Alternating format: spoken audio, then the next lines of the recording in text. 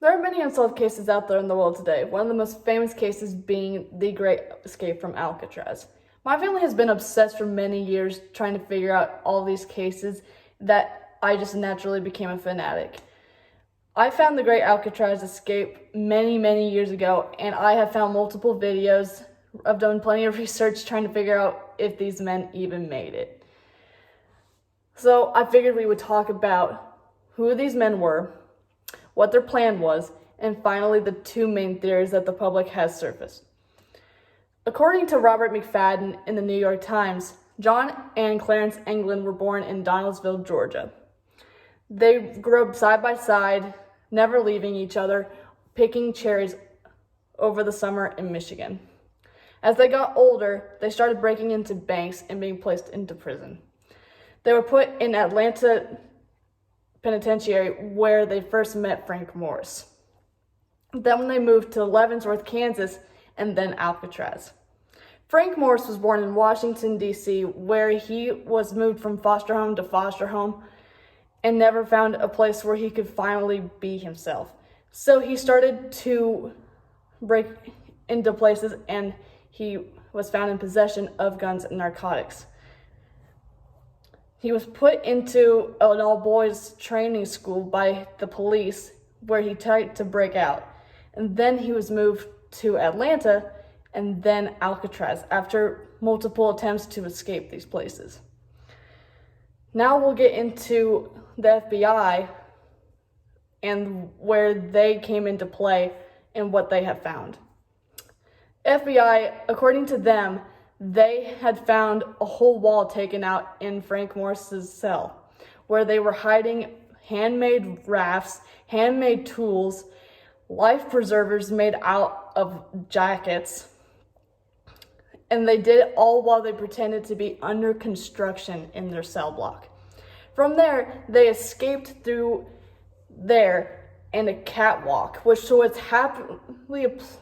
it just happened to be placed above their cell block.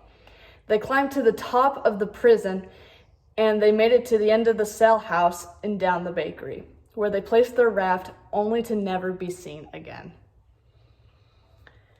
The reason why they were never caught was because they made these fake heads where the guards wouldn't be able to see them and see that it wasn't them in there. So the FBI was placed on this case immediately, and nothing has ever really officially been put into play. Elisa Richardson in 2018 found a paper clipping of the newspaper the day after they went missing, saying that these three men are on the loose and are they even alive?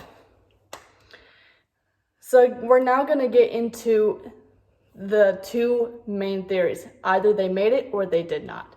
If they didn't make it, it's because the water was 40 to 50 degrees Fahrenheit, and there was a major storm that could have swept them out into sea, even further from San Francisco.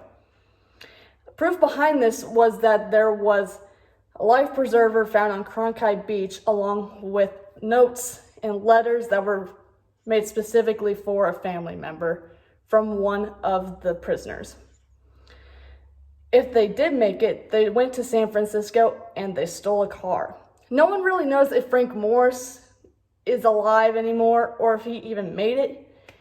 But a picture was found 13 years later of the possible two England brothers. Due to the photos wear down and the men looking so different and the sunglasses, they couldn't figure out if these two men were even the brothers. So the results came back inconclusive. But according to a nephew of the England brothers, roses were continuously sent to the grandmother for many years after the escape.